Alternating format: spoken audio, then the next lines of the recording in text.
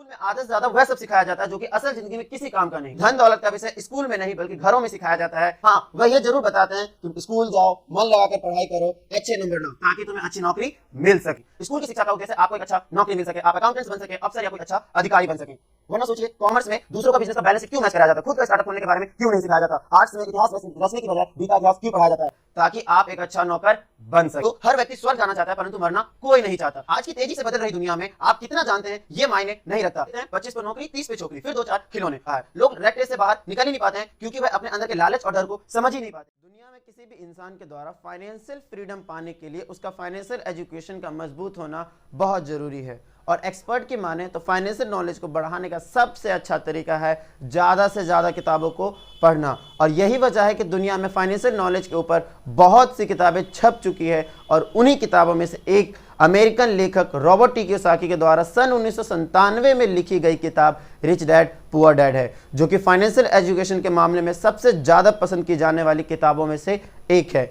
Rich dad poor dad की कहानी उसके खुद के लेखक रॉबर्ट अपने खुद के लाइफ के ऊपर बताते हैं, जिनमें वह अपने दो पिताओं के बारे में जिक्र करते हैं। एक उनके असली पिता जिनको वह पुअर डैड का टाइटल देते हैं, दूसरे उनके मुंह बोले पिता जो कि असल में उनके दोस्त के पिता होते हैं, जिनको वह रिच डैड का टाइटल देते हैं। दरअसल उनके जो अपने पिता होते हैं वो प्रोफेशनली टीचर और हार्ड वर्किंग होने के साथ साथ फाइनेंशियली बहुत ज़्यादा कमज़ोर होते हैं। वहीं दूसरी ओर उनके मुंह बोले पिता सिर्फ 8वीं क्लास तक पढ़े हैं, लेकिन फाइनेंशियल एजुकेशन मजबूत होने के कारण वह अपने शहर के सबसे अमीर व्यक्तियों में से एक है। रॉबर्ट के रिच डैड उन्हें 30 सालों तक जिंदगी के अलग अलग पड़ाव पर कुछ ऐसे लेसन सिखाते हैं जिनको आप अपनी ज़िंदगी में उतारते हैं तो यकीनन आप अपनी मंजिल को पा जाएंगे। रॉबर्ट के रिच डैड द्वारा बताई गई ये बातें दुनिया में किसी भी इंसान को अमीर बना सकती है, फिर चाहे वह कितना ही कम पढ़ा लिखा क्यों ना हो, क्योंकि धन दौलत का विषय स्कूल में नहीं बल्कि घरों में सिखाया जाता है। शायद इसी वजह से अमीर घर के बच्चे लगातार अमीर और गरीब घर के बच्चे गरीब रह जाते हैं। एक पुअर मिडिल क्लास फैमिली का घर का कंडीशन आप जानते ही हैं। एक पेरेंट्स 9 to 5 जॉब करने के बाद इस हालत में तो नहीं होता कि वह अपने बच्चों को फाइनेंशियली स्ट्रॉन्ग कर सके। हाँ, वह ये जरूर बताते हैं कि स्कूल जाओ, मन लगाकर पढ़ाई करो, अच्छे नंबर लाओ ताकि तुम्हें अच्छी नौकरी मिल सके। और स्कूल का एजुकेशन सिस्टम आप जानते ही हैं। आप बताइए, आपने जो अपनी स्कूल लाइफ में अल्फ़ा बीटा के साथ जो गामा सीखा वह इस समय कहाँ यूज़ कर रहे हैं, वो पाई और रूट की वैल्यू कहाँ लगा रहे हैं। स्कूल में आधे से ज़्यादा वह सब सिखाया जाता है जो कि असल ज़िंदगी में किसी काम का नहीं। स्कूल की शिक्षा का उद्देश्य आपको एक अच्छा नौकरी मिल सके, आप अकाउंटेंट्स बन सके, अफसर या कोई अच्छा अधिकारी बन सकें। वरना सोचिए, कॉमर्स में दूसरों का बिजनेस का बैलेंस शीट क्यों मैच कराया जाता है, खुद का स्टार्टअप खोलने के बारे में क्यों नहीं सिखाया जाता, आर्ट्स में इतिहास रचने की बजाय बीता इतिहास क्यों पढ़ाया जाता है, ताकि आप एक अच्छा नौकर बन सके। आपने देखा होगा कि जो लोग अमीर होते हैं वह ज़्यादा समय तक पैसों के लिए काम नहीं करते, वह जल्दी एक ऐसा सिस्टम तैयार करते हैं जिससे पैसा उनके लिए काम करना शुरू कर देता है, यानी पैसिव इनकम। चलिए एक्टिव और पैसिव इनकम को थोड़ा सा डिस्कस करते हैं। एक्टिव इनकम वह इनकम होता है जहां आप जितना और जितनी देर काम करते हैं बदले में आपको उतना पैसा मिल जाता है। वहीं पैसिव इनकम शुरुआत में आपको मेहनत करनी पड़ती है, लेकिन एक वक्त ऐसा भी आता है कि आपकी गैर मौजूदगी से भी वहां पैसा आना शुरू हो जाता है। इसके लिए रॉबर्ट आपको स्टॉक, बॉन्ड, इंटेलेक्चुअल प्रॉपर्टी जैसे बिजनेस करने का सजेशन देते हैं। हर कोई अमीर बनना चाहता है पर कंफर्ट जोन से बाहर निकल कर काम करना कोई नहीं चाहता। यानी एक वर्ड में कहूं तो हर व्यक्ति स्वर्ग जाना चाहता है परंतु मरना कोई नहीं चाहता। हर व्यक्ति अमीर बनना चाहता है पर इसके लिए जो एफर्ट और संघर्ष करने पड़ते हैं वह इनको झंझट लगता है। इसलिए खुद को सेटिस्फाई करने के लिए हमेशा दोहराते रहते हैं या दूसरों को सुनाते रहते हैं। आपने भी जरूर सुना होगा, जैसे मेरे पैसों में कोई रुचि नहीं है, पैसा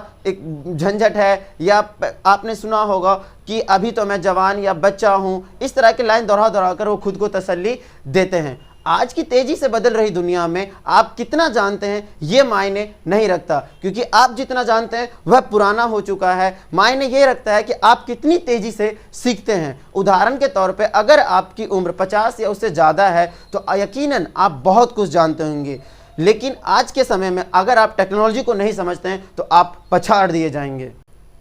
लोग स्कूल जाते हैं, स्टडी करते हैं, डिग्री लेते हैं, 25 पे नौकरी, 30 पे छोकरी, फिर 2-4 खिलौने, और उन खिलौनों को संभालने के चक्कर में 9 to 5 की जॉब, और यही पूरी जिंदगी चलता रहता है। इसी को रिच डैड ने रैट रेस कहा है। लोग रैट रेस से बाहर निकल ही नहीं पाते हैं क्योंकि वह अपने अंदर के लालच और डर को समझ ही नहीं पाते हैं। उनको ऐसा लगता है कि अमीर बनने के लिए हाई सैलरी वाली जॉब करनी पड़ती है, बट ऐसा नहीं है। जॉब करने से आपकी इनकम तो बढ़ जाती है, साथ ही आपके खर्चे भी बढ़ जाते हैं। लोग क्रेडिट कार्ड रख लेते हैं, उस क्रेडिट कार्ड से बहुत सी यूजलेस चीज़ें खरीदते हैं जिनका उनको ज़रूरत भी नहीं होता है, और इसका ईएमआई भरने के चक्कर में वह पैसों के पीछे भागना शुरू कर देते हैं। ठीक वैसे ही जैसे गधा गाजर के पीछे भागना शुरू कर देता है और गधे का मालिक उससे गाजर दिखा के ढेरों काम कराता है और खुद बहुत सारा पैसा कमाता है। ठीक उसी तरीके से 9 to 5 की जॉब में एम्प्लॉय से उसका बॉस बहुत सारा काम करा के खुद ढेरों पैसा कमाता है, और जिस तरीके से गधे को गाजर के पीछे भागने से कुछ नहीं मिलता,